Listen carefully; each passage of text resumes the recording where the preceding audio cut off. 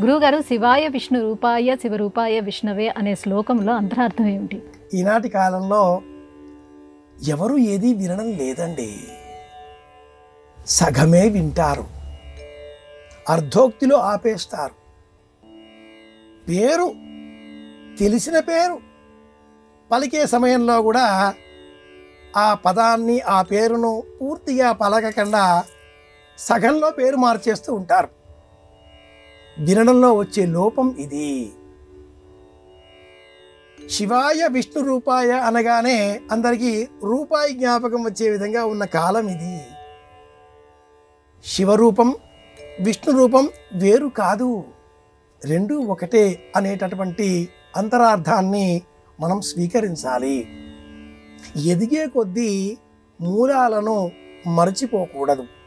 అలాగే ఎదిగే క్రమంలో మూర్ఖత్వాన్ని అనుసరించకూడదు.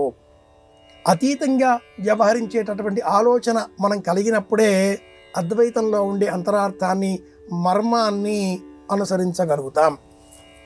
విష్ణువే గొప్ప, శివుడే గొప్ప, ఇలాంటి వాదనల కారణంగానే ఆళ్వారులు నాయనార్లు 1000 సంవత్సరాలకు పూర్వం జీవించి యుద్ధాలు చేసి హైందవ ధర్మాన్ని విశ్లతలుగా మార్చి ఉన్నారు, కకాపికలం చేసి ఉన్నారు. నేటి కాలంలో అలాంటి పరిస్థితి మళ్ళీ రాబోతోంది. శివుడు విష్ణువు ఒక్కరే. వృద్ధికారకుడు విష్ణువు, లయకారకుడు మహాదేవుడు. చీకటి వెలుగుల సంయోగం కారణంగా రోజు ఏర్పడుతున్నది. అహోరాత్రేవా అకామయేత.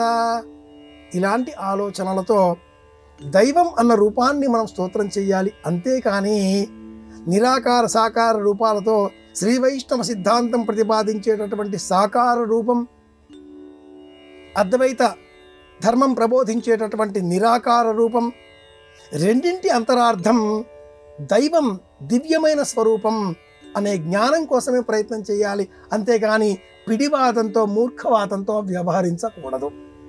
శివుడు విష్ణువు ఒక్కరే అని బోధించే నిమిత్తమే కార్తీక మాసంలో చతుర్దశి నాడు సాక్షాత్తు వైకుంఠుడు వైకుంఠాన్ని బదలి కాశీలో వేంచేపు చేసిన విశ్వనాథుడిని సేవించే నిమిత్తమే దిగి వస్తాడు అని పురాణాలు ప్రబోధిస్తాయి.